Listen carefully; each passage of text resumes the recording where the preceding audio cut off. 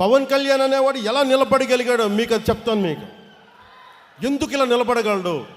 ఏ frame work లేకుండా ఒకడు నిలబడిపోతాడా? ఏ capabilities లేకుండా ఒకడు వచ్చేస్తాడా? ఎలా చేయగలిగాను అది నేను మీకు చెప్తాను. మీకు మీరు పాటించండి.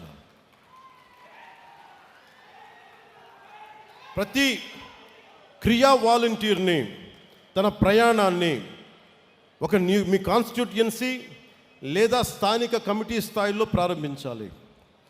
పార్టీ కార్యక్రమాల్లో యాక్టివ్ పార్టిసిపేషన్ ద్వారానే నిజమైన ఎదుగుదల మొదలవుతుంది. ఆడపడుచులు రాగానే మీరు అక్కడ పక్కన ఉండండి అంటానికి కుదరదు. ఆడపడుచులకి 33% రిజర్వేషన్ అని చెప్పాం.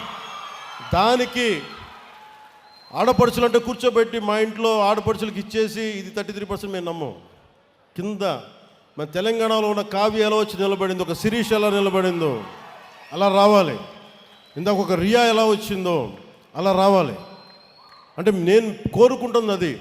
అంటే అలాంటి ఆడపడుచుల్ని భర్త చాటున భర్త కంట్రోల్ చేసే భార్య కాదు. నిజంగా నువ్వు పంచాయతీ బోర్డు మెంబర్గా ఉంటే నేను చెప్పినట్టు చేసే అది అలాంటివి కాదు. నిజంగా సత్తా కావాలి.